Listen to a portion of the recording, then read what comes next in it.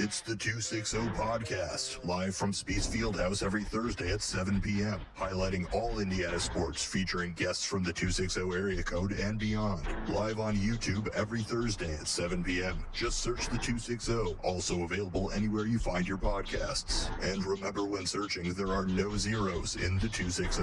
It's the 260 Podcast, live from Spiece Fieldhouse every Thursday at 7 p.m.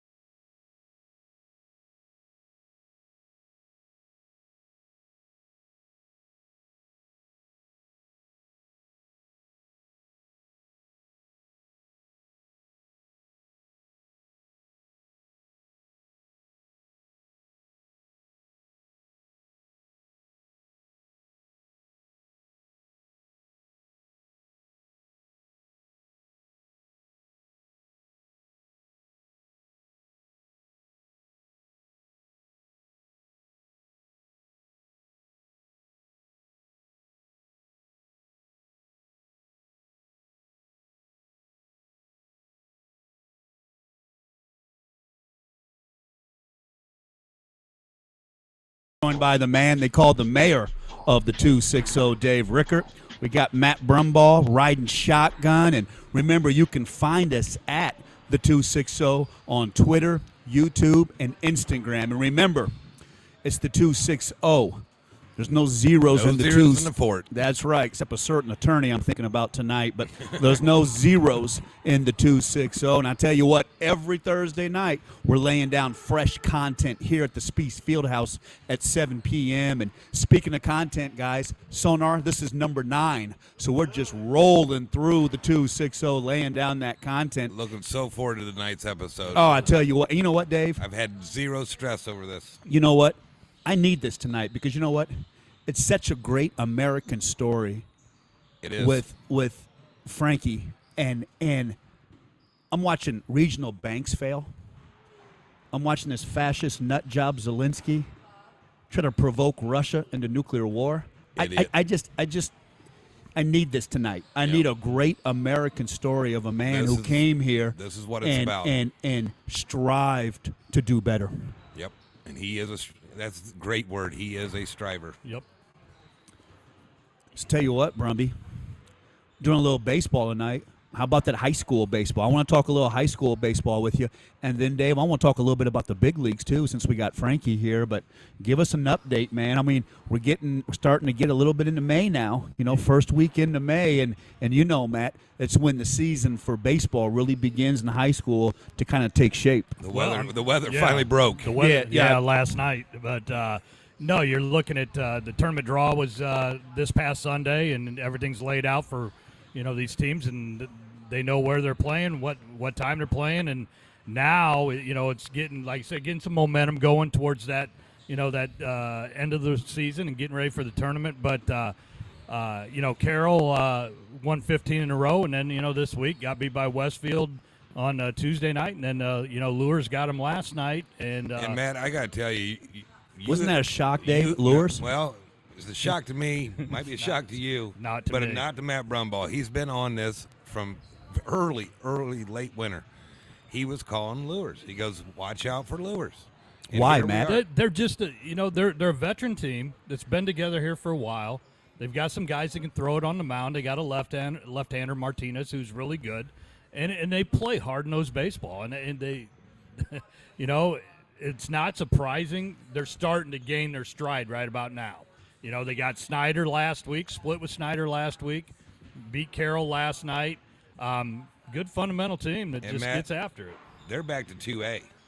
Correct. So they can they might make a little run here. Big run here coming up, going back to 2A. Yeah, absolutely. I mean, there's been some jumbling around. East Noble went down to 3A, and New Haven's up to 4A now, and but them having the shot at going there at 2A, they definitely got a shot because they got some guys that play the game hard, play the game fundamentally sound, and it's been like I said, it took them a couple weeks, but they're starting to roll a little bit. Jeff Stansky does a great job. Yes, he does. But looking kind of forward ahead, how about that sectional baseball with what Carroll and Snyder and some of these teams? I mean, some of these sectionals, Dave, got to be really stacked. Me and Matt was talking earlier. The Snyder deal, I mean, when I watch them play and Fry's on the mound, they are really, really good. But I hate to say it, I think they're a two-man team. Yeah, I went down to the ballpark last night, went down to Parkview Field, watched Northrop and Snyder play last night, and yeah, I mean, Logan and Fry are two terrific players, and I know it takes time. They lost some guys off that team last year. That's a big senior-laden team. Yeah, so they're trying to rebuild, but at the same time, they're leading the conference. They're in the driver's seat now. They beat Northrop again last night, so they've swept Northrop. They've got Dwenger coming up the last week of the season. And if Dwenger splits with them, it's the co-champ. It's co-champs again for Dwenger. Yeah. Wow. Isn't that something?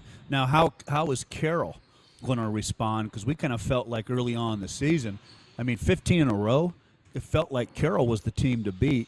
How do you think Carroll responds as the playoffs heat up? Oh, I still think they're in the driver's seat. They drew the bye. They play the winner of DeKalb and Northrop. Snyder's on the other side. They play north side, and I think it's just a matter of and credit to them. They go out and play tough competition day in, day out. Now with the playoff baseball, Matt, you got such a rich history in coaching. What do you really zero in on? Is there something? Is there a message or something that you really preach?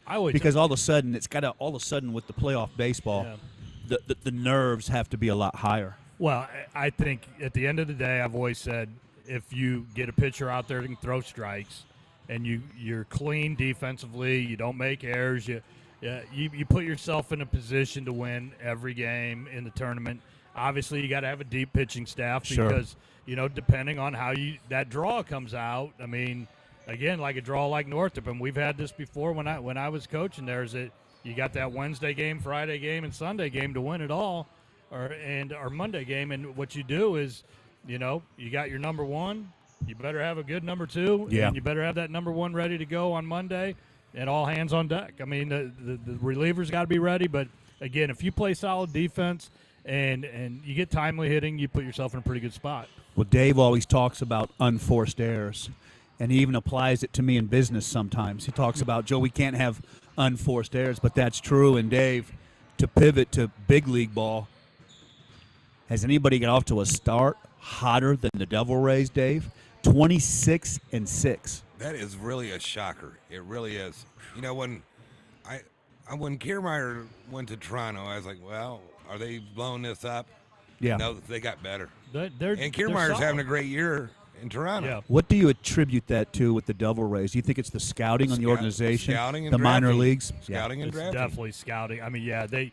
They just keep stacking players up, and they know that they're going to lose guys through free agency or trade or whatever it may be. Is it a situation in the major leagues? And help me out with this, Dave. Are there certain teams that invest more in scouting, or just have better scouts, or how do they have that kind of advantage? I'm a Yankees fan, and their front office is idiots. They're all into analytics, and me and my buddy Bob Hamlin, we talk about this. You got to see the player. What can this player do for you? Quit looking at what his analytics are.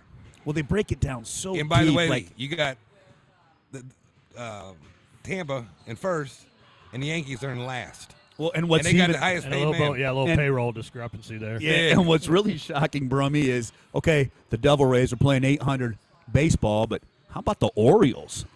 When's the last time the Orioles were playing? They're what, 20-10 right now? When's the last time the Orioles? Now I know it's early. We're 30 games in. It's a marathon, as Dave always tells me in the big leagues. But how about the Orioles? Well, they've been building for this for because a little they've bit. sucked for so many years, and they got high some draft picks. choices. But so if you suck, if the Dave Rickards right, the theory, if you suck long enough, Matt, you gotta be good, right? There's some truth to that. But I would say, last year it started to really click for them. And they were in it down to the last week of the season or a couple weeks of the season in that wild card spot. So they've put together nice. The catcher's just he's solid and he's kind of the team leader. And then on top of that, they've been getting some pretty good pitching. So it was starting to come. Even what I tell younger kids, it's about innings. So if you're on the bubble going to varsity, JV to varsity, and you're going to sit on the bench, go back to JV. Get your innings in. Yeah, get your innings in. So this is the same in the pros. These guys are starting to get more and more innings in, and it's starting to pay off. Okay. On the negative side, Coach Brumbaugh, what do you say to the Oakland A's? I mean, Move. Have you seen Just that move. disaster?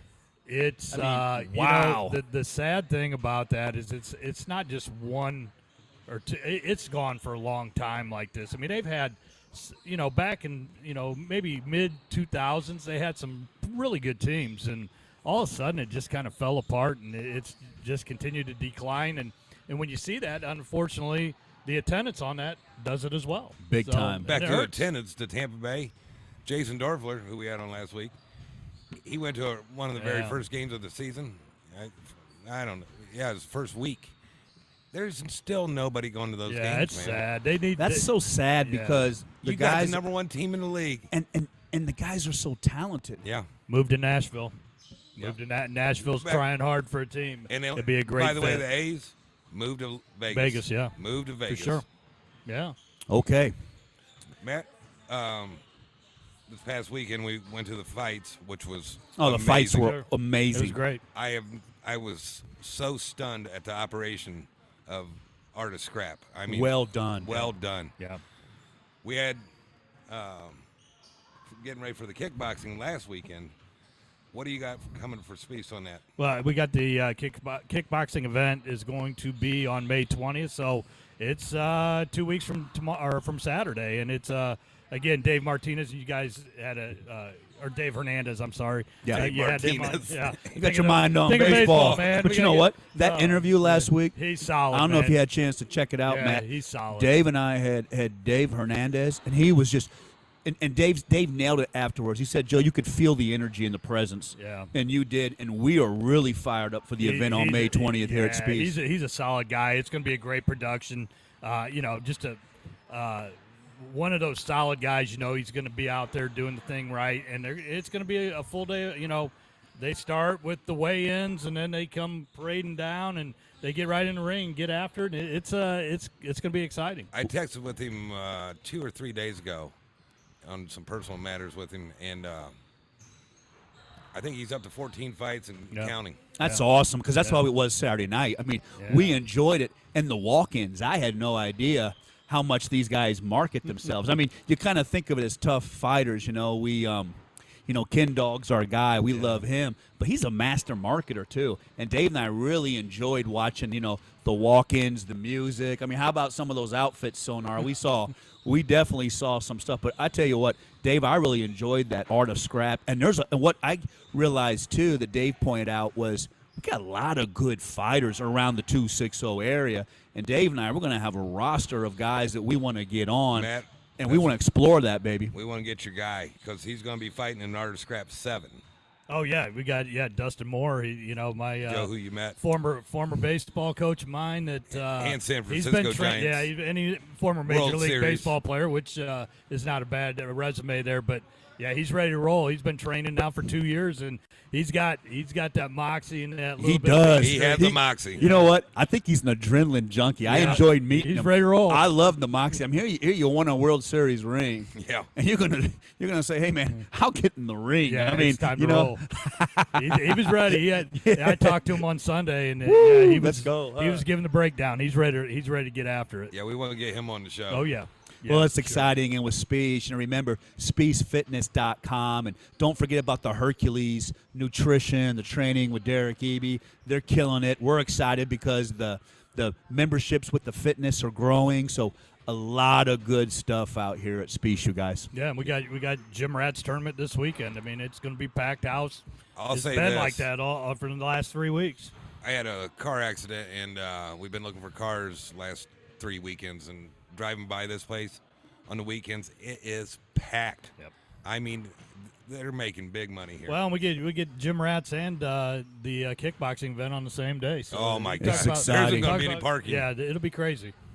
Well, coming up, Francisco Ernesto Pena, Damn, you nailed it. That boy. lovingly known as Frankie Pena. Or Bazooka. His story is next on the 260.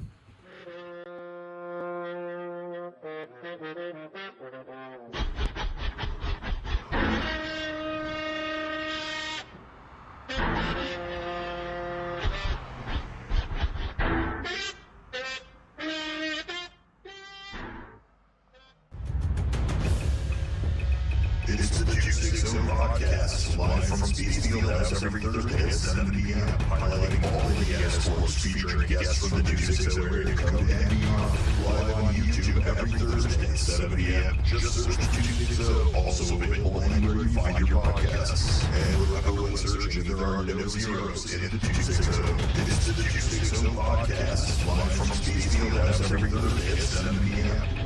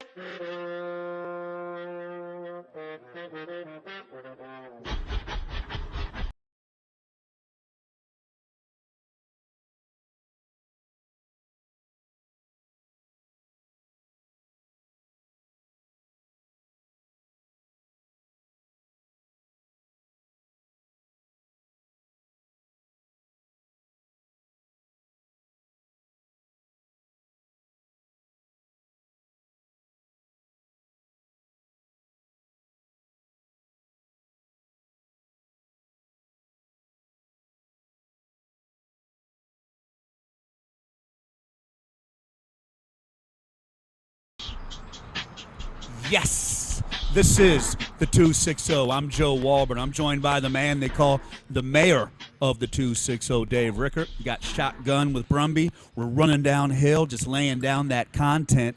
And we are so pleased to be joined now by a man who knows what it's like to chase the American dream and to be relentless, the great and one and only Frankie Pena. And Frankie, it is an absolute pleasure to have you on the 260. This is episode number 9, and this is an episode that we all have looked forward to. So, Frankie, thank you so much for joining us. Hey, thank you for having me. I'm looking forward to spend some time with you guys and share my story, and hopefully I can inspire or motivate somebody out there to keep going. It's a powerful story, and to start off, Frankie, it's the early 1980s. The beaches are beautiful, mountains of Dominican Republic, and there you are as a young boy.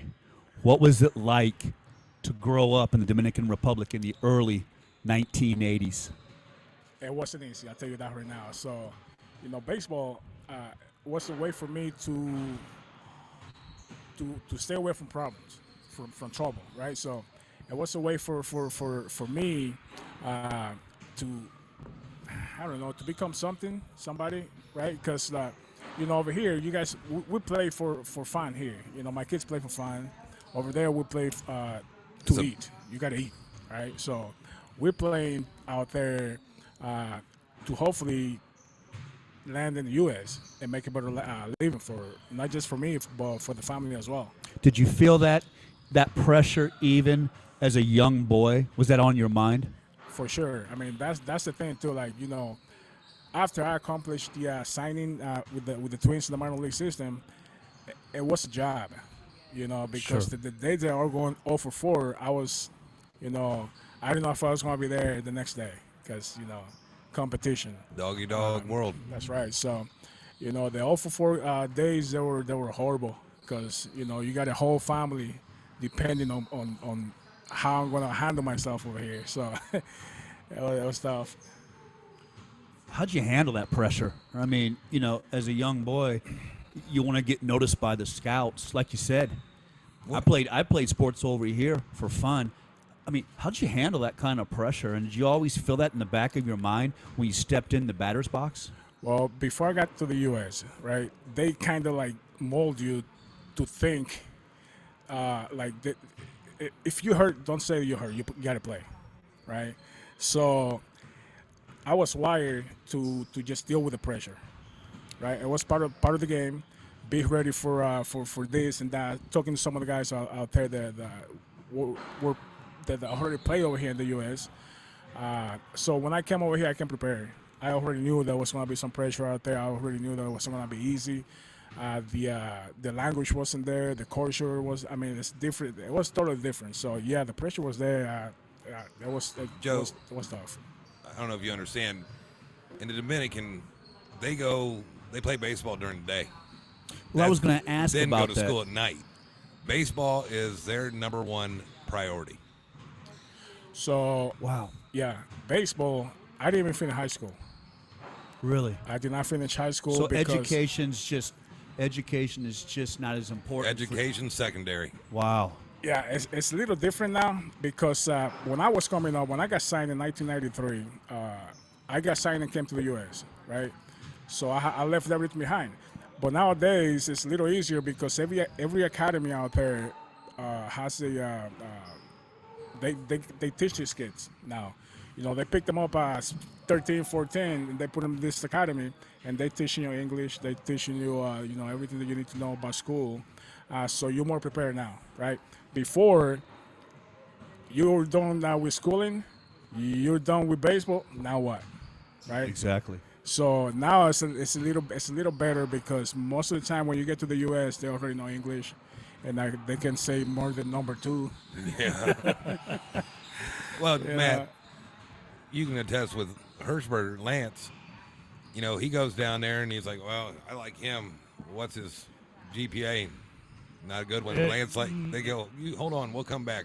Well, We'll have the right GPA. it was kind of nice to have they'd have classes with Spanish, so they got full credits for Spanish for the time. Now that was done not within the curriculum of Indiana Tech, but kind of one of those things. Oh, we can get some more credits doing it this Yeah. way. So, but yeah, I mean, Frankie's story, about those guys. I mean, there's a lot of pressure on those guys to play on Sure. a day. They're trying to get off the island, Well- and they're trying to find a way to, like Frankie said, to support a family. I mean, that's the bottom line. And the good thing is, a lot now, between the colleges, and then pro ball in these academies. I mean, with the kid for the Padres just got signed, and I don't know if he's Dominican or not, but he's 16 years old.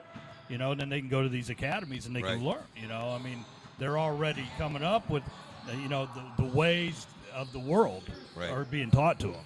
And that's why, like I said, I've had zero stress for this week's show because what I want is I call it a 3-part story. You got the poor country of the Dominican. Yes. Then he comes over here to do minor league baseball, which is poverty. These guys make nothing. And then it's the American dream. So, I mean, what he's saying is I really hope people understand what it takes to get off that island.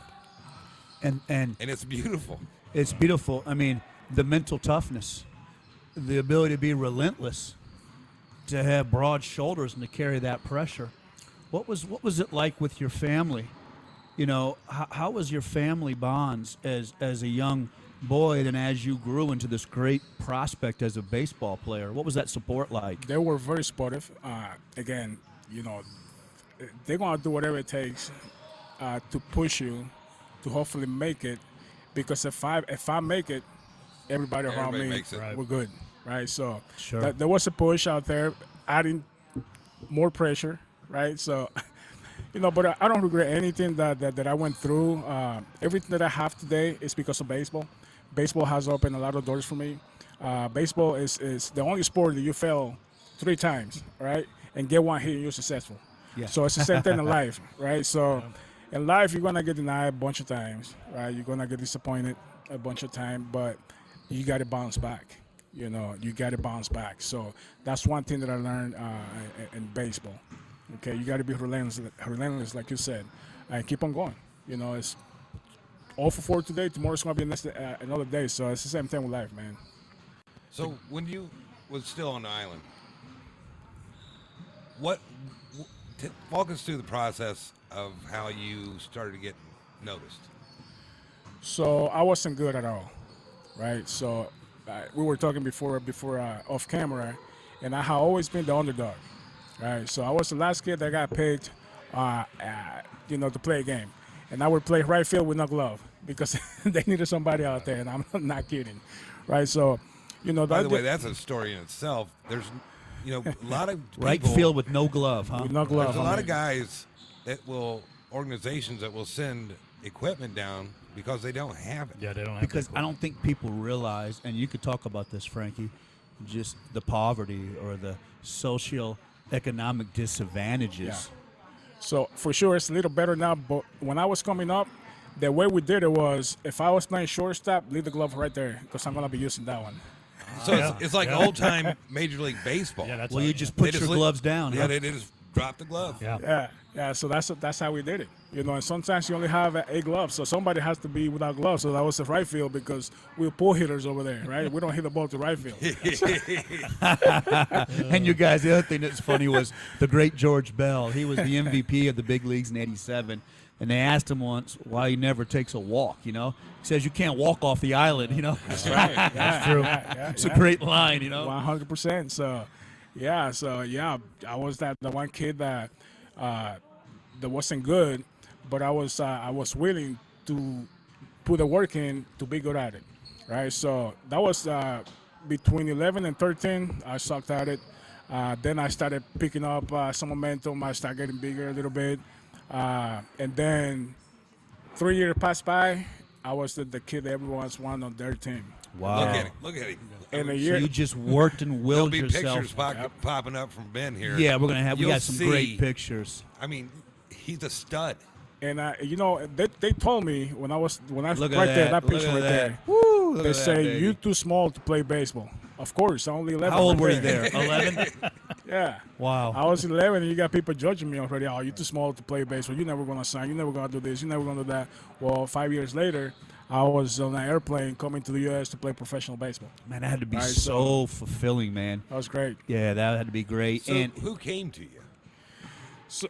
So I was told, stay high. Don't just go to every tryouts out there.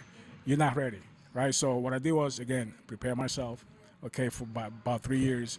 And when I felt like I was ready, I went out. I tried out for the Cincinnati Reds, the Minnesota Twins, and the Dodgers in 1 week. And I signed with the Twins because I had the opportunity to come to the U.S. right away instead of playing summer ball over there. wow. Right, so took less money, but I came to the U.S., which that's what I wanted to do. Did any of your friends with you on this? Were they also drafted? Not on that day, but some of them did made it to the minor leagues. When was Manny with you at this point? Manny, he was 2 years after me. 2 years after, Yeah, okay. yeah. So I was here before him. Manny Lopez, great player for the Fort Wayne Wizards. He's doing a lot for the community now. Oh, so he's absolutely. Where you got got a to get coach. Manny on the show also. Yeah, for sure. I mean, he's done a lot for youth baseball. But check this out, one more thing before I forget. When I did that tryout, talking about the gloves, you don't have the gloves and stuff. Yes. Well, I didn't have shoes.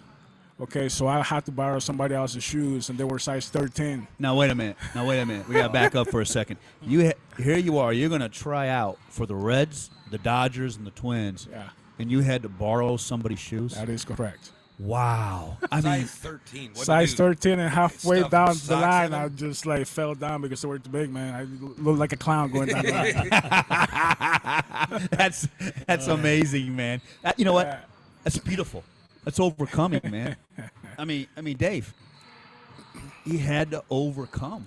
Well, it just hit me. You heard his whole story, and Spiece has this beautiful turf here, cages, all this. They don't have that. Nope. They got bottle caps. That's what they hit. That's how they learn to hit, is off a stick and bottle caps. And that bottle cap is doing nasty stuff to, as it's coming in. That's why they hit You so can well. say nasty shit. I was gonna It's say it's nasty. nasty shit. It's nasty. Yeah, that's why we good fastball hitters, man. I mean, get not throwing fastball to us. It don't matter. We can throw 100 miles an hour, we'll hit it. Yeah. It's just like in Major League, what was his name? Oh, Serrano. Serrano. You like the With the fastball. bat. They love the fastball. Don't throw the curveball. No light curve. No curve. Did you have, going through that as you developed as this player, did you have a mentor down there or older guys that you were close with? Because the Dominican Republic has such a rich tradition when you think about, Juan Marcel, Manny Moto. You think of just a rich Tony tradition. Pena, his uncle. That's what I'm asking. That's what I'm trying to get to. I mean, what a tradition of ball players. Did some of those guys come back, or did you have some relationships with some of those guys, or what was that like? No relationship. I'm always been the type that I'm like, I learn more by watching. Sure. Right? So I'm always like on the back just watching and just picking a guy. All right, I want to have his arm. I want to be able to hit the ball like this guy right here. So that's how I'm out of my game of some of these guys that were playing already in the big leagues. But David like, Ortiz. to say like somebody that took me under their wing, not necessarily. Were you close with your uncle, the great Tony Pena? And for those out there listening, and Dave knows a little better than me, Tony Pena was a fabulous catcher, Dave, for the Pirates. Pirates. First, Matt, would you say he was the first one to have the leg out? Oh, absolutely. Yeah, he had that leg Yeah. kicked out. And you what's know. interesting, and my son will be coming on, but Frankie trained my son. And from where he first started, that's how, when he just ended last year, now the knee's down. Oh, yeah. You know, Absolutely. they used to criticize Tony for having that leg out, because he'd have one knee up, one leg out, but he was right there low. But he looked so athletic. I remember watching him as a kid. He almost was just cat quick. Yeah. And he could come Way he out could of that. pop up. He could pop up out of that stance and just, Well, he used to throw from his knees too. He didn't even Yeah. have to get up. Yeah. Yeah. Wow. Did that, having an uncle, Tony Pena, Did that inspire you? Exactly. Did that inspire you maybe to follow the catching path? Or Yeah, it was influential. And as a matter of fact, like I remember my first time in the U.S., my first game, spring training. Guys took off to second base, and I threw from my knees, right, just like Tony. Yeah. And I got in trouble for that. I threw the guy out by a mile. Did you? But they told me that you don't do that here because he's showing them up. Well, okay, my Showing bad. them up. That's going to be more of the story that Right. what he's had to go against his whole baseball career. It was, that kind of bullshit right there. He threw him out from his knees by a mile, and by the way, they called him Bazooka Pena because I love it. he had a cannon for an arm. I mean, and he gets in trouble for it. Yep.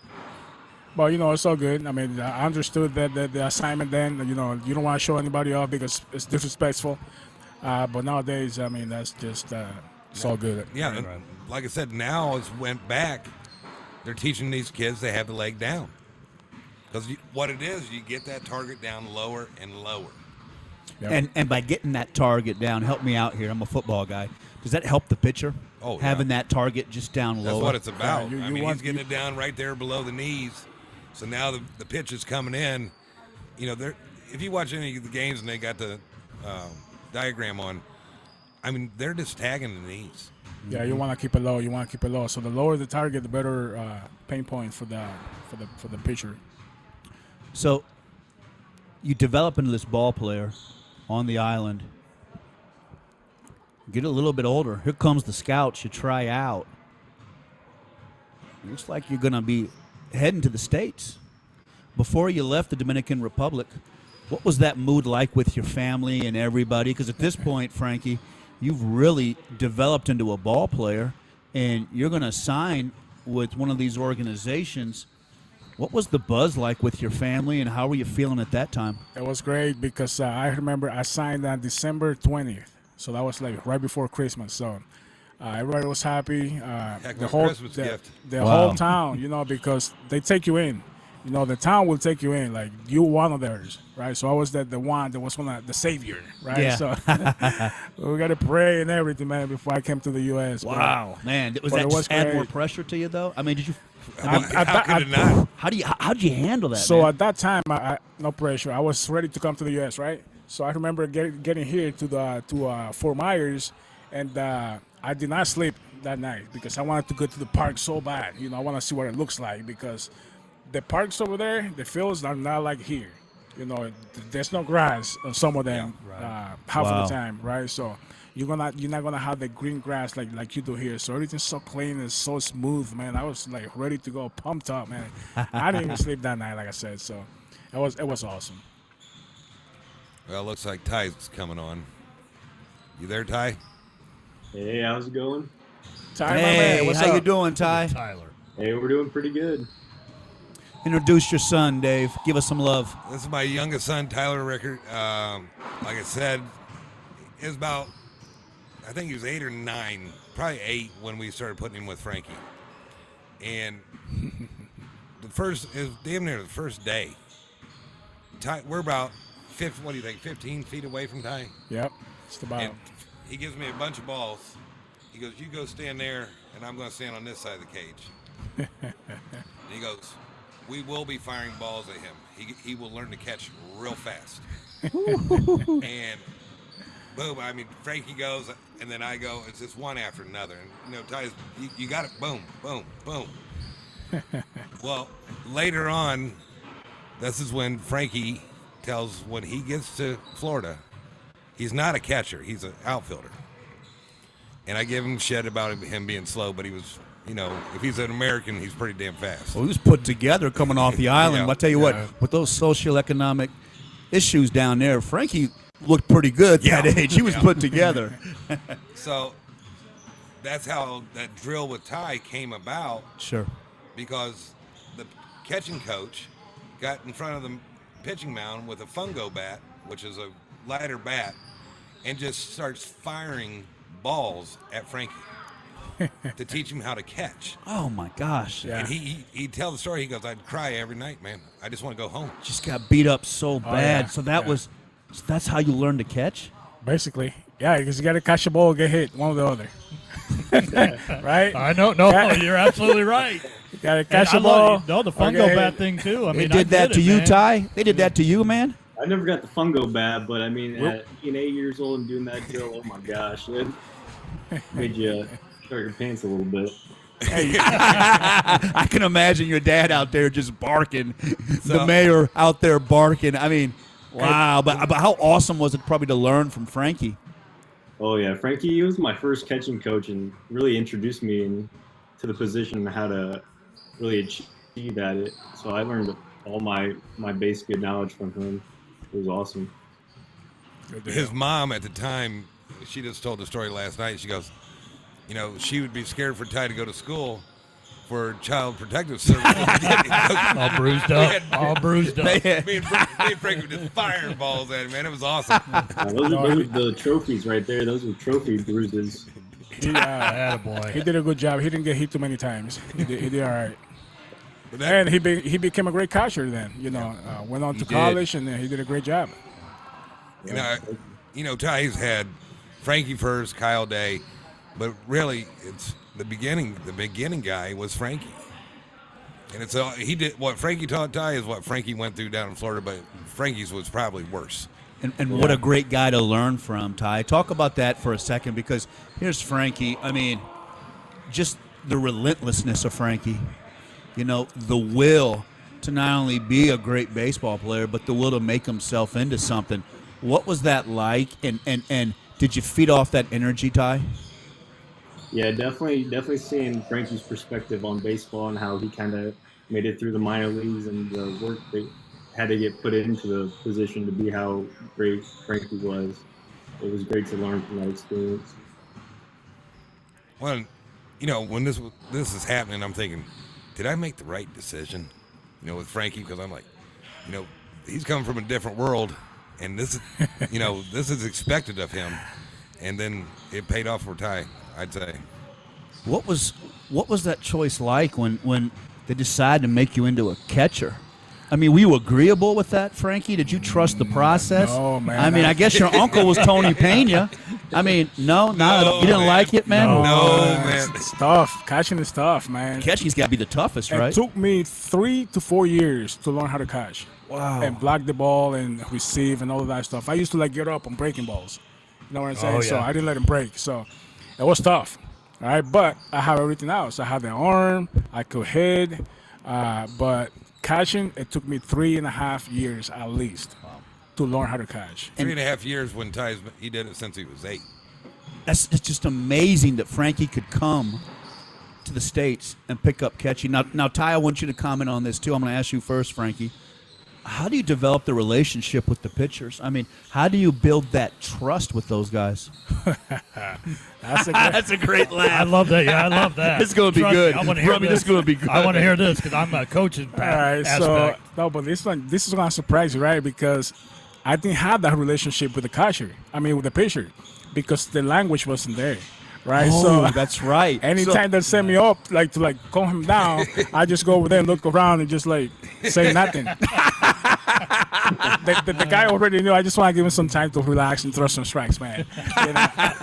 I just went over there and looked at him and said nothing. Yeah, but then after I communicated, the English was there. Then you go up there, trying to calm him down, and you making trust by. When you're a catcher, you're just like a quarterback in football, right? You're calling the game, Yes. right? So you got to watch what everybody else is doing, all right? So Dave, the last at bat, he hit a changeup, where outside, inside. I don't want to throw the same pitch again, right? So if my guy forgot about it and wants to throw the same pitch, No. timeout. Man, these two just put him in the gap, So, do you think that you really developed a knowledge of the game? You have to. Exactly. You have to. How about you, Ty? Yeah, same thing. I mean, the trust building aspect is in the work you put in. I mean, they got a runner on you, block a ball for them. That speaks volumes for them, and they want to have you behind them. Yes, a lot of pitchers would be afraid of throwing the breaking ball or 0-2 we meant on third because they don't know if your catcher is going to block or not. But if you have a guy behind the dish that is going to block anything you throw out there, he's going to be confident enough to throw that pitch anytime. Matt, that's like Wedge when he was out and when he was in college. He would tell him, throw it in the dirt. Oh yeah, absolutely. I am going to get it. No, you think about, the catchers. To me, that's the most important position out on the field. I mean, they're calling the game.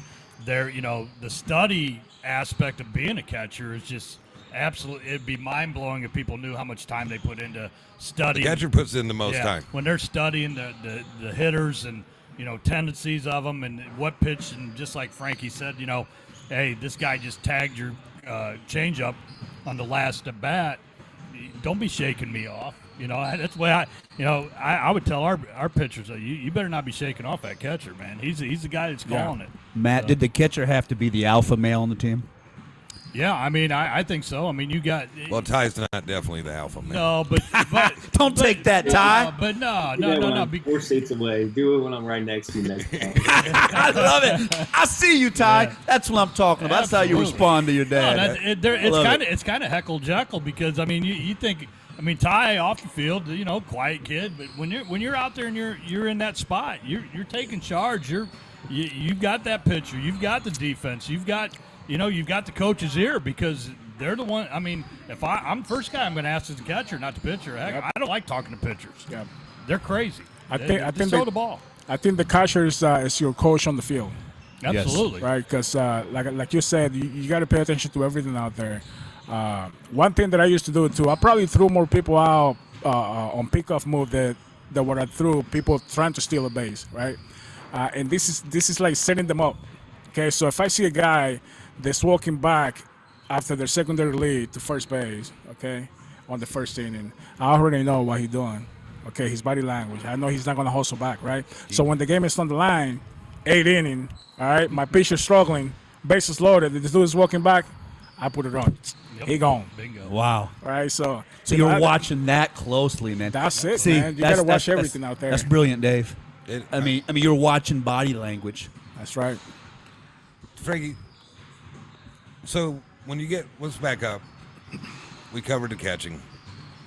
You get here, and Ty was like, yeah, once again, he was probably 8, 9, but we had Frankie and Manny out to our house, had some chili, beer, whatever, and they started telling the story about Sugar, this movie Sugar. And me and my family, we all watched it, and it's about a Dominican coming here.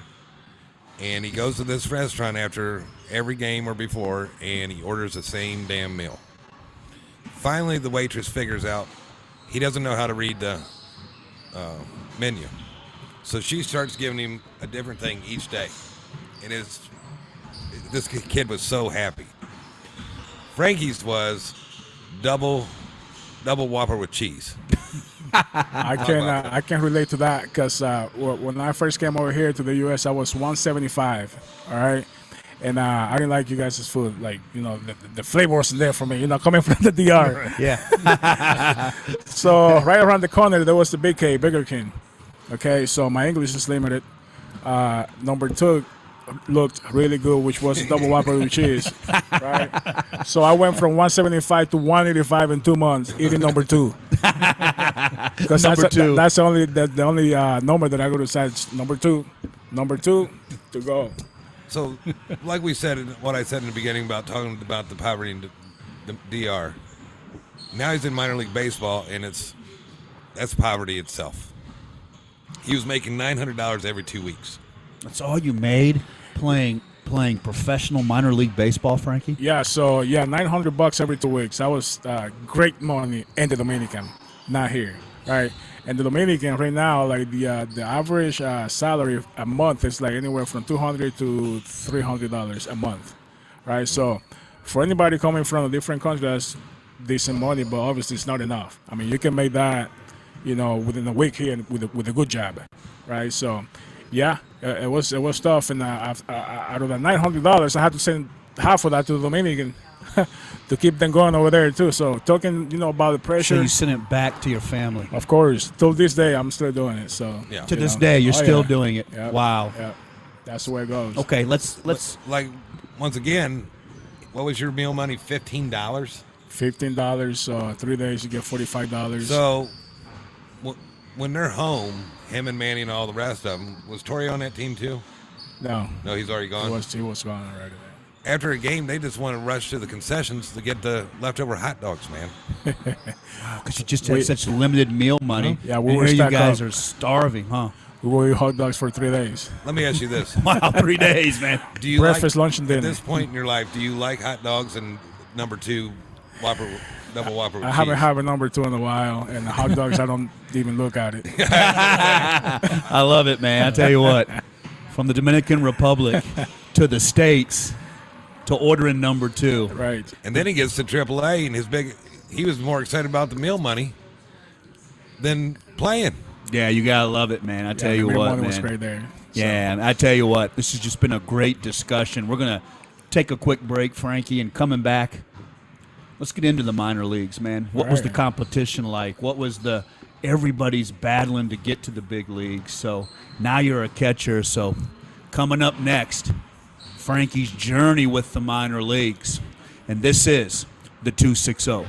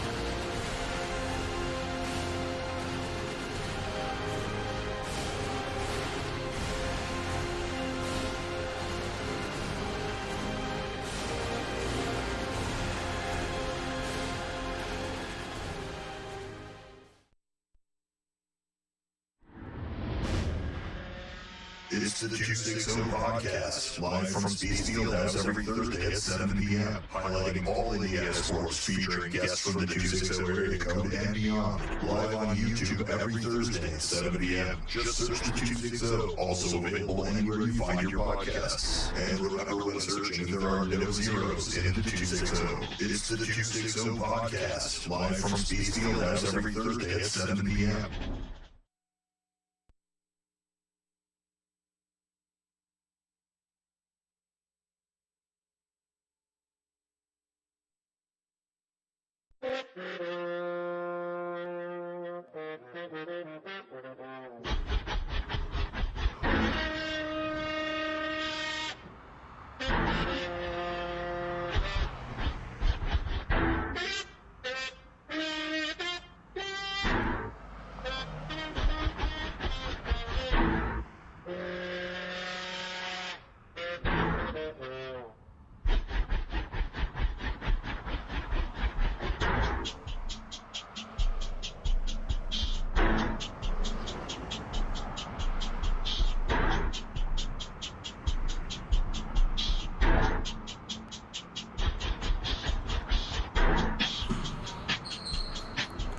Yes, this is the 260. I'm Joe Walburn. I'm joined by the man they call the mayor of the 260, Dave Rickert.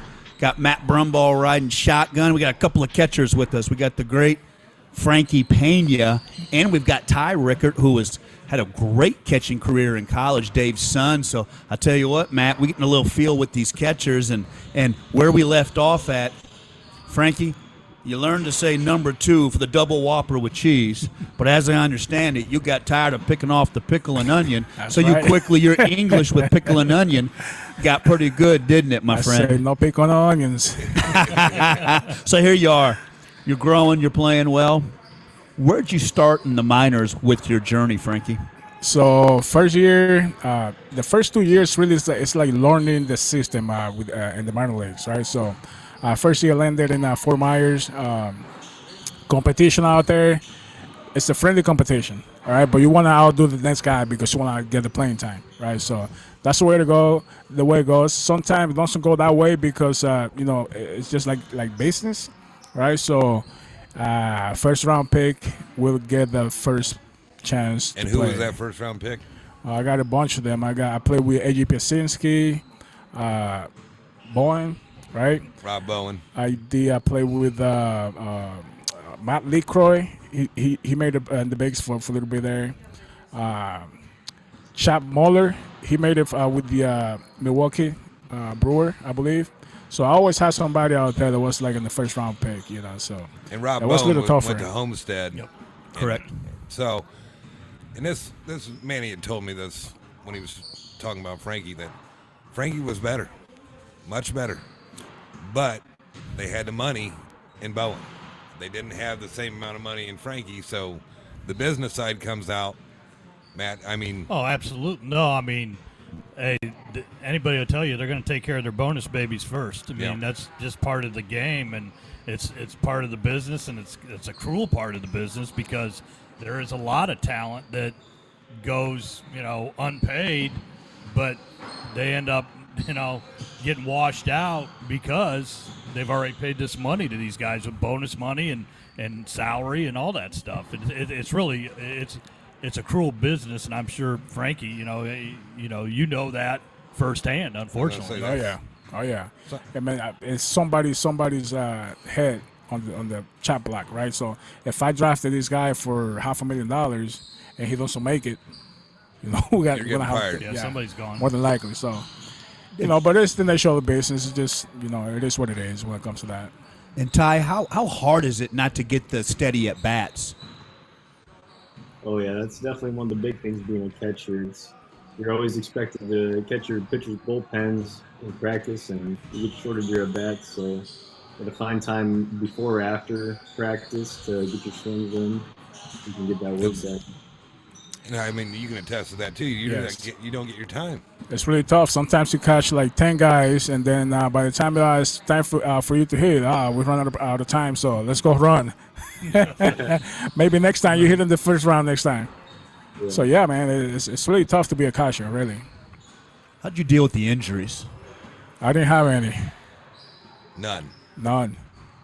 Oh, well, I tell you about one time swinging the bat, got a spasm on my back, but I was fine after 3 days.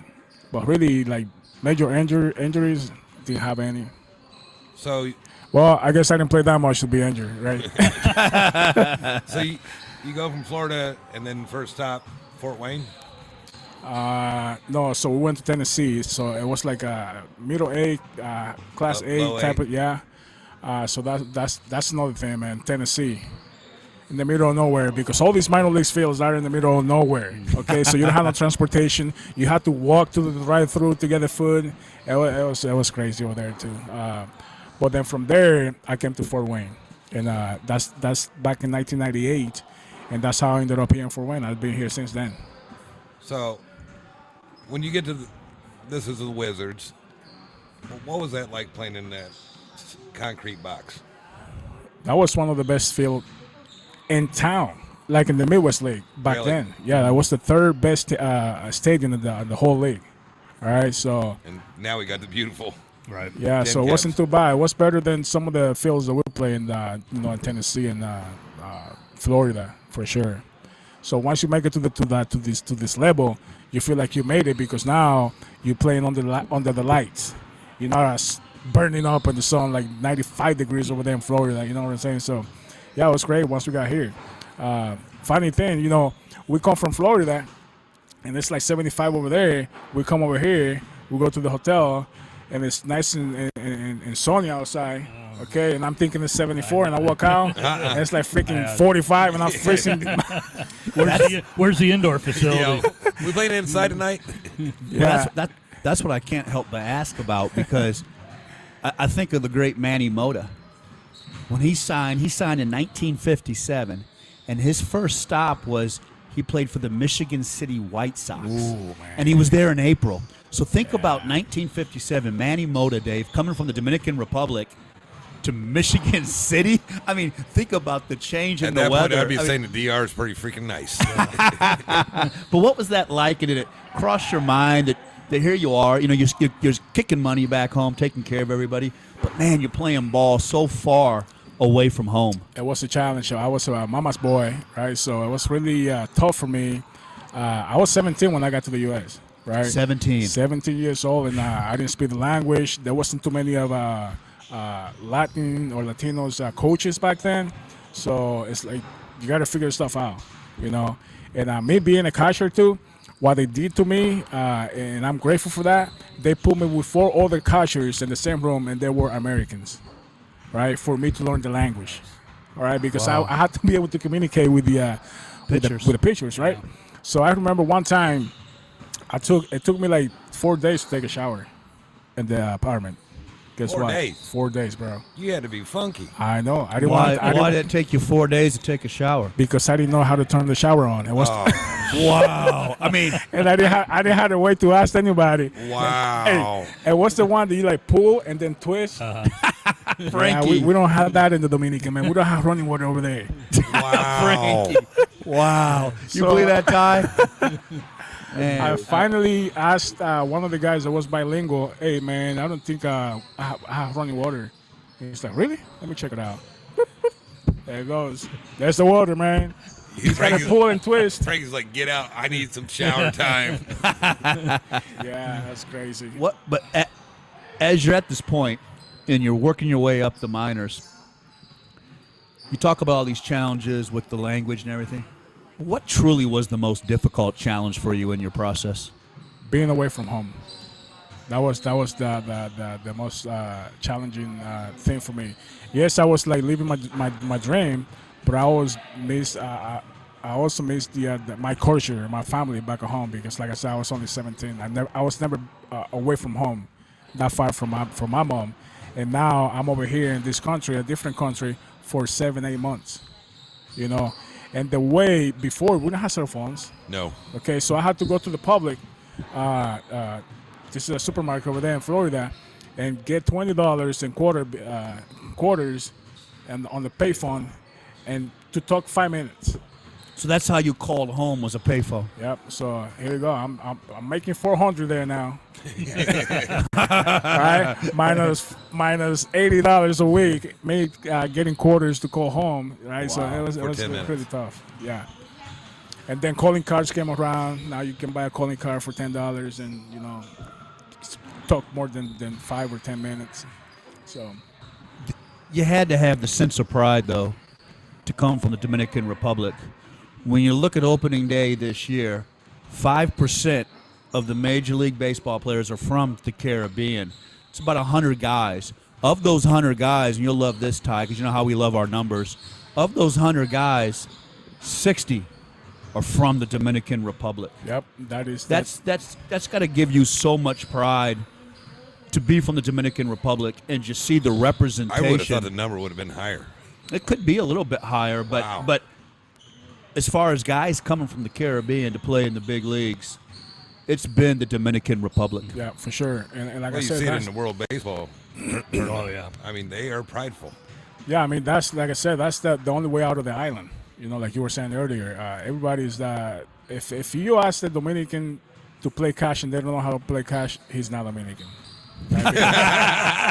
Everybody play. Hey, there's your baseball back soundbite, Sonar. There's our clip, He's man. not Dominican. You know, everybody plays baseball over there. But yeah, going back a month and a half ago at the Baseball World Classic, I was very proud to see our team out there. I don't watch baseball that often. I don't sit down and watch baseball. I like to play. I don't like to watch it. But I was stressing out watching these games, man. And we got They were very. It's awesome. Yeah. It really, they were so apprehensive, and I know some guys got hurt and this and that, but man, you can't take that thing away. No. There's so much pride in each country. No. It's fabulous to watch. Ty, what did Frankie Pena mean to you in your development as a catcher and all the success that you had at the high school and college level? Yeah, I don't think I really would have made it as far if I didn't have Frankie from the start. I don't think I would have probably loved it as much. Frankie taught me a lot about the position, but mainly how it relates to me, and just it meant so much. I'll tell you the little story about Frankie. Ty's older brother is 6 years older than him, and he was a pretty good pitcher. His ball would move. Matt would attest when he was in high school. Yep. And Frankie tells Ty's like 12 years old. I'm about ready to send him to a Purdue baseball camp in the winter. And Frankie told me, he goes, don't let Ty catch Ryan. Don't let him do it. Ryan comes home from college, needs a catcher. I was like, he's 12 now. He's old enough. And we're at the old strike zone. And I can attest, when Ryan's ball would come in, it just cut and just popped that thumb. And it hurt. Yeah, that hurts. So I think Ty's old enough. I went against Frankie's advice, and I go, get in there, you're going to catch your brother. He goes, Oh, great. he goes, Messed up. he went right to it. He goes, Frankie says I can't. I go, well, Frankie ain't here, you're going to catch him. Oh, great. Thanks, Dad. That was verbatim right there. That was verbatim. Right there. And I go, I'm sitting there watching. I'm down there with Ryan, and I'm just watching. I'm like, damn, this looks good. All of a sudden, I just see Ty. I called him a few names. I was like, get the glove up and catch him. Next pitch, done. He'd broken Ty's thumb. Broke his thumb The first- just because he threw that hard, Frankie? Well, Or the the way the ball sinker. cut. Yeah.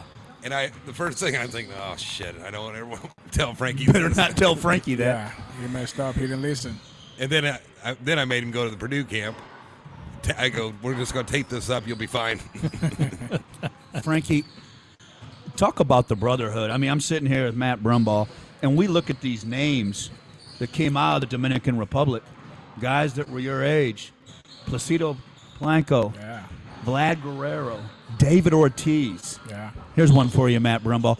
Alfonso Soriano, Yeah, he was pretty good. Miguel Tejada, Bartolo Colon, Pedro Martinez, You played with Bartolo's your age? Albert Pujols. I mean, did you have so many of these guys came out of the Dominican Republic? Were you guys close at all or kept track of each other or have an idea of how many? I mean, because in your era, Frankie, there were so many guys that came off the island that made it. So the Dominican is a small island, right? So anybody that played professional sport, most of the time, more than likely know each other. Sure. And we practice together too. So these guys that you just mentioned there, all of them were in the big leagues already when I was playing minor league. But they are humble enough to come down to our level and kind of mentor us. Sure. Talk about the game and what to expect when you get to the U.S. and stuff like that. So, yeah, those guys were around for sure. Manny has a picture.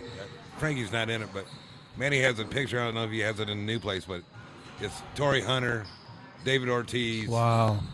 Manny's in it, and Javi's in it, I think. Yeah. I think Javi's in that picture. Yeah. Mm-hmm. So. Yeah, I mean, we play with these guys. I remember Tony Hunter. I played 2 years with him, and a great guy. He deserves everything that he has today. And we stayed after practice because he wasn't a good hitter coming up in the minor leagues, right? So we would stay after practice, and he would hit 500 balls. Wow. Right, just like get his swing going. We stay out and work out after the practice. In your opinion, and I've heard this from in other sports, and Matt can attest to this, it seemed like the guys that were kind of average or on the edge always had the ability to work harder and wanted it more. Sometimes you see that star that comes and he's just a natural. But the guy like Torrey Hunter, who had to become a hitter to make it, do you think did you see a lot of that in the minor leagues where guys just had to find a way to overcome or find a way to hit that curveball and just will themselves into a player, Frankie? I think Torrey Hunter he was different. He wanted more than anybody else out there because there was a lot of guys that were first round pick like he was that didn't work as hard like he was, right? So sometimes you do have the talent, but talent won't take you there. You got to put the work in, right? So that's what separated Torrey Hunter from the other guys, and that's why he's probably a Hall of Famer now. So, should be. Yeah. Frankie, let's start to transcend. You're in AAA. Talk about the ending. Anything that you do, you have to be passionate about it in order to be successful. All right, so the fire wasn't there anymore. The passion wasn't there for the game. So I had a family started already. My first daughter was on the way. So I had a decision to make, right? So it was like, play the game that I don't want to play anymore, or, man up and just raise the family. So I chose to raise the family, left the game behind. I missed it for a little bit. I didn't miss it. I probably regret it for a little bit. But then after I thought about it, it was time for me to move on of playing. So after I was done playing, I had an opportunity because of my attitude, I guess, to coach for the Minnesota Twins in the minor league system. So they sent me back home to be the pitching coach over there in the Dominican. I'm like, pitching coach? You don't know shit about pitching. I'm not a pitching pitcher. coach? Yeah. Well, I was a catcher. So what do? You like pitchers, coaching these guys, these pitchers, because, hey, man, you pushing the ball, and I stay on top of the ball and stuff like that. So you already knew some of the mechanics when it comes to pitching. So I went back home for a year as a pitching coach. It wasn't for me. Came back to the U.S., and this is 1998, 1999. And like I said earlier, I've been here since then, since 1998 in Fort Wayne. How do you think that the discipline you had as a ball player, having to will yourself into being a catcher, the knowledge of the game, the ability to think on the spot with the pitchers, to be able to read body language, how do you think that helped you and set you up for the rest of your life and business? That's everything. Okay. Look, if you have somebody out there that play any type of sport, okay, and understand the assignment, meaning like understand what it takes to be a teammate, okay, understand to know what it takes to win, all right, or to take the next step, he's going to be successful on whatever he wants to be successful at, okay, because in the work environment, you have to work with people, Okay, it's not all about you. Just like in the game, it's not about one player. It's about a group of people, right? So if you messed up, I messed up, type of thing, right? So baseball is. I am who I am today because of baseball. You know, you got to show up early to practice. Don't show late to work. All right, you got to be the last man out. Don't be the first one going out of the office. You know, so I think that helped me to get to places that people probably didn't think I was able to because of the lack of Language.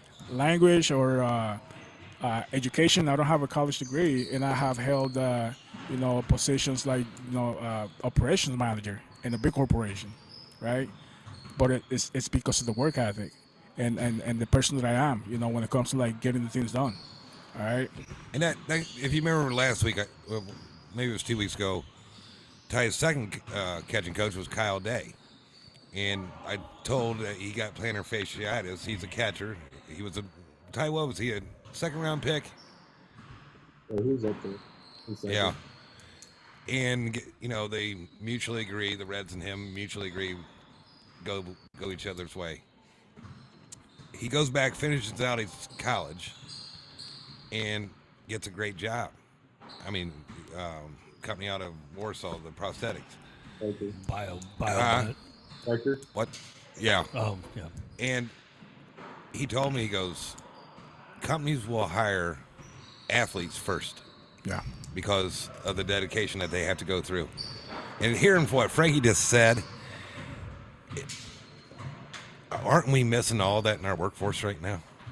Boy, it sure feels like it because when you hear Frankie's story, You can't even get people to show up to work at Arby's. Right.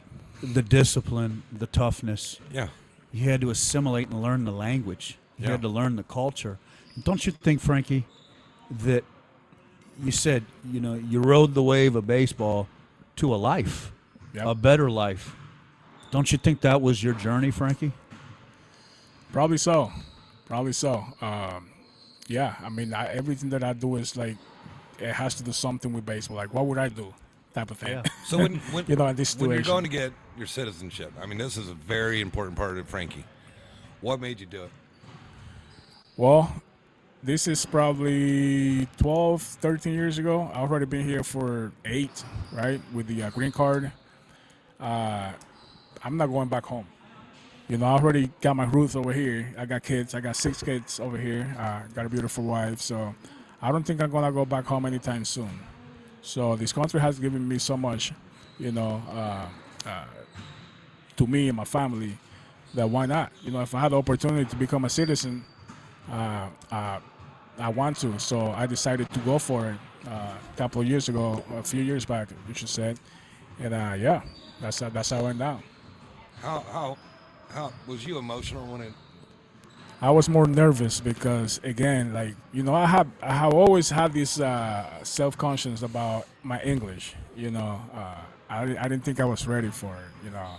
I didn't want to be over there and talking to the guy that's interviewing me, and he's not able to understand me.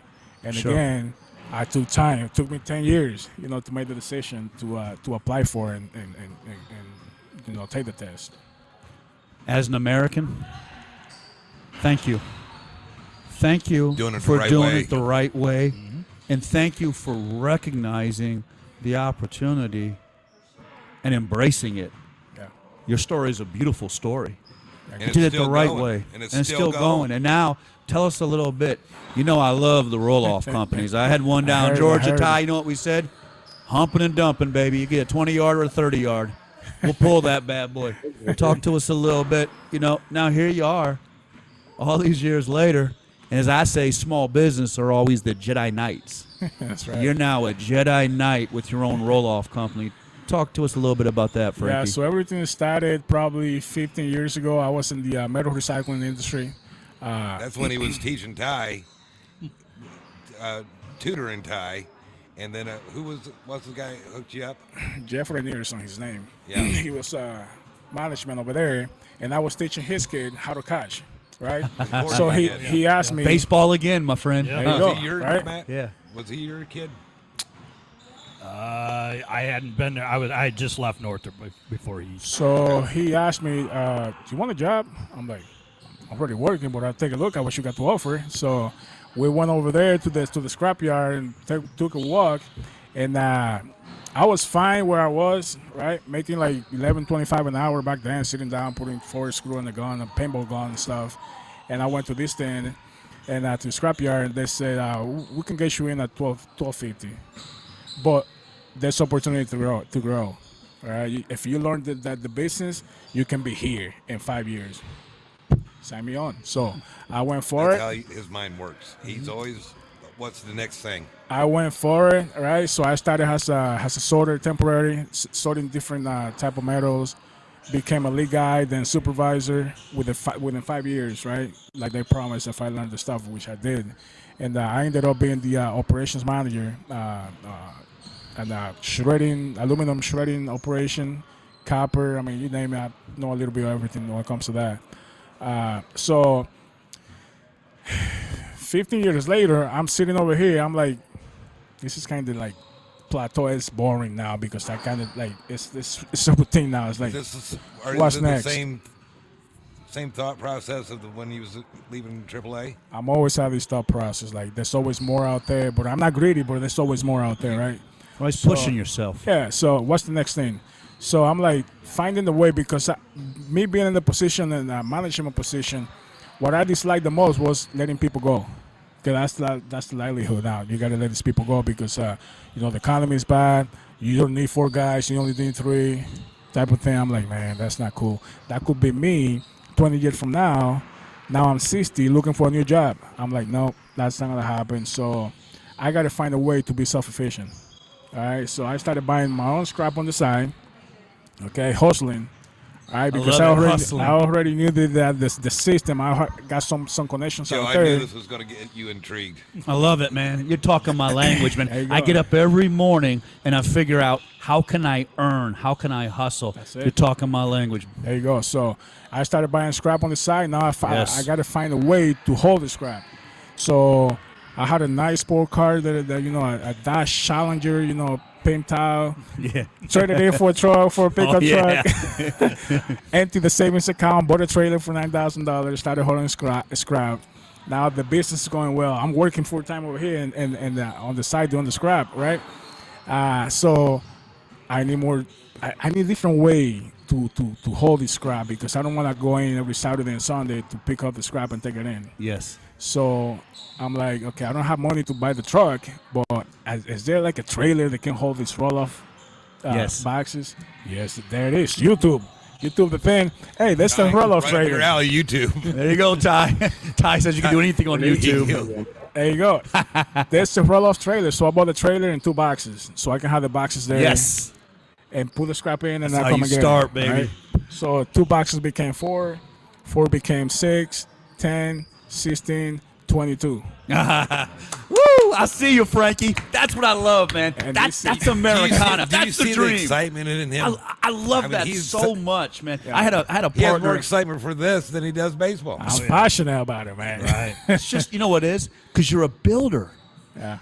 It's building a business. I had a partner down in Georgia with a roll-off company, and one time we were driving behind a big dump truck, Ty, and he says, "You smell that?" And I said, "Man, that trash smells terrible." He says, he had a southern accent, right? He says, "What are you talking about? You smell that? That's money. I smell money. That's money I love right there. You don't understand, son. That's how we make money."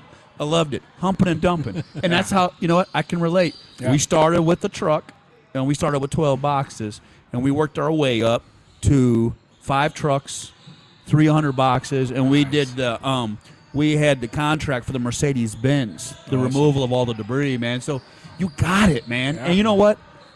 Baseball, the drive to get off the island and be somebody, and you still got that today. That is a beautiful thing. You know what, Dave? I've enjoyed all of the guests, but your story is just That's why I told you. this is what opportunity. My stepfather used to tell me every day, Sonar. He'd say, "You know what today is, son?" I said, "What's that?" "Today's opportunity 121 of the year, And he'd say, "Every day is an opportunity. What can you do with it?" Yeah. And man, if they get a chance later on to put that picture of you back up when you were a boy, and look at that picture, man. Put up the picture of when he was 11-year-old and then when he got his citizenship. That'd be. I mean, if Ben, you can put that picture up of when Frankie was a young boy, but I mean, you got to just look at that and look back. Look at the citizenship. Look at the smile on your face. Thank you, Frankie. That's a good day. Thank you for doing it right. Now, wait, I want to get to that picture, Ben, when he was a young boy. See if Ben can pull that up. But I tell you what, you got to look at that picture and think, man, have you come so far on your journey? And you know what? What a man you became. Yeah, for sure. At that age right there, I was already scrapping because I used to dumpster dive. Looking for glass bottle that I can take in. So I guess it's like it was meant to be. So you kind of completed the Yeah. circle. So Yeah. you're down in. So Dave, help me out here. He's down in the DR as a kid. Look at that picture right there. Look at that right there. Think about the future of working that. right there Think already. about that, man. You know what? And you know what though? You've completed the circle. You were a kid dumpster diving for a bottle, just looking for a little extra change. Yep. And now, man, you got a roll-off company, brother. Yep. And growing. I Beautiful, Dave. He's up and down 3 all day long. Yep. I see that truck all the time. Yeah, man. So it's been a blessing. It's All because of it's baseball. surreal. Yeah. And I didn't think it was going to be like this, but I take it because, like you were saying earlier, there's opportunities everywhere. Yes. Everywhere. Every what time Dave I drive says. around and I look around, there's opportunities everywhere. You just gotta go get it. Amen. You You know, gotta so- go get it. Did you hear Gotta that? go get it. You gotta go get it. Powerful. I knew this was, like I said, Whew, I'm this was fired the up. easiest one I had. Yep. Because, the story just told itself. And we could go on and on, but we got to start wrapping up. So at the end of the show, we do what we call rapid fire. Bring it on. All right. What are you watching on Netflix right now? No, I don't watch much TV. What do you, I don't watch Netflix. baseball? I watch highlights on baseball, and then I'm a History Channel guy because you can learn a lot from history. History Channel guy. Fascinating. Okay, so if you're on the History Channel, what gets you fired up that comes on the History Channel?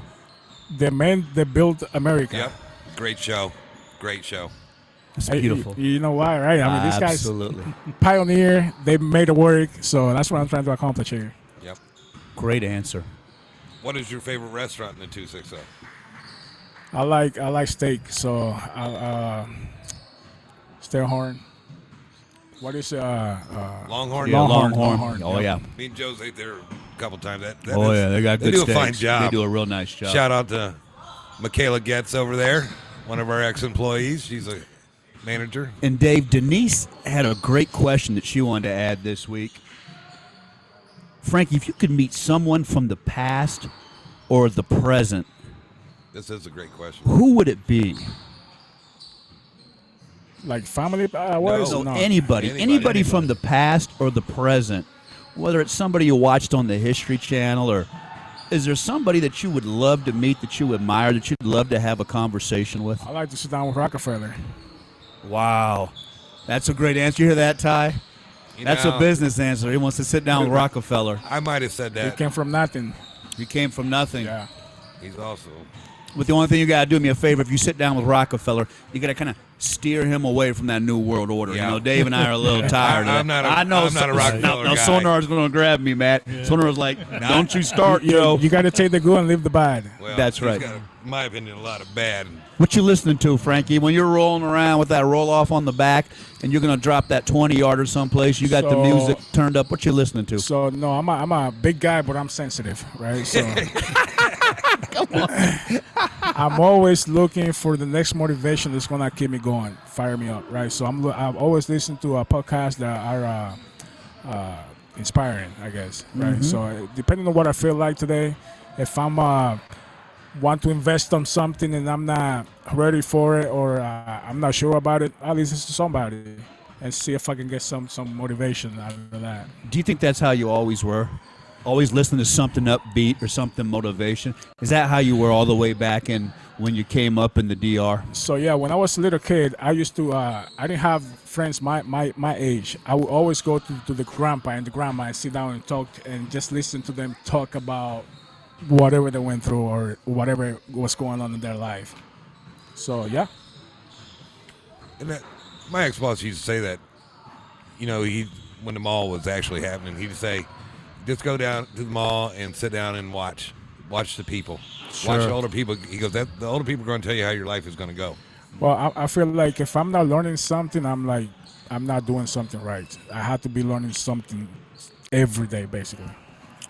What's one of the best compliments through your whole life that maybe a coach or a business associate or anybody ever gave you that meant a lot to you, Frankie? Probably like I'm proud of you, of what you have accomplished, because coming from nothing really, to have what I don't have much, but I can choose what I want to eat now, right? It's not like You hear that, Dave? I now can choose what I want to eat. That should be a T-shirt, Ty. I can now choose what I want to eat. That's right. And Frankie, Dave has one final question. Frank, what is your greatest sports accomplishment? signing when I was 17, when everybody else doubted me, saying that I was too small or too slow or you're not gonna make it, and I signed at 17 and left everybody behind. That's right, brother. Love it. Right. Love it. Proud of you. Francisco Ernesto Pena. You got it. Frankie Pena, a name that will always be spoken with pride in the 260. Very Thank thankful, you. buddy. Very Thank thankful. you. Thank you so much. Thank you for having me. Appreciate it. Thank you for joining us, Frankie. And Dave, I'm going to let you thank some people. And Dave, first of all, I want to thank you, Ty, for joining us. But Dave, I want to thank you Good to see you, for Ty. putting this show on, man. Like I said, we've had a lot of great guests. I mean, Roosevelt Barnes comes to mind, number one, but every guest we've had, but this one, the story was so important to be told because there's so much there. Absolutely. So much there. And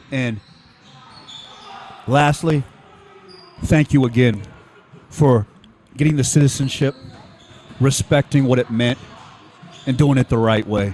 Thank you, Frankie. And Dave, thank you for all the work on the 260. Matt Brumball always riding shotgun with us. Nobody knows baseball like Brumball, and we're thankful to have him. Ty, I love it when you put your dad in place. You're about the only one that can do it. And thank you again, Sonar. Thank you, Denise. Thank you, Charlene.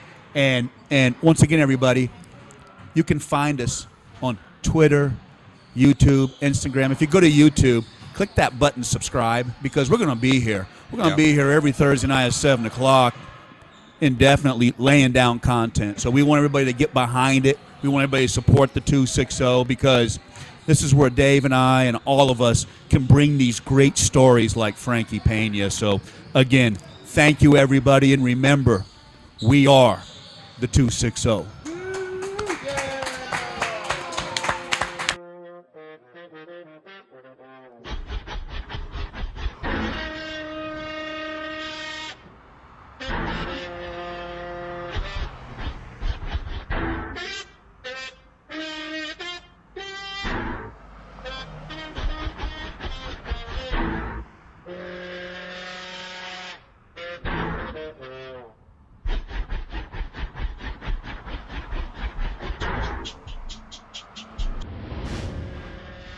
It's the 260 Podcast, live from Spiece Fieldhouse every Thursday at 7 p.m., highlighting all Indiana sports, featuring guests from the 260 area code and beyond. Live on YouTube every Thursday at 7 p.m. Just search the 260. Also available anywhere you find your podcasts. And remember, when searching, there are no zeros in the 260.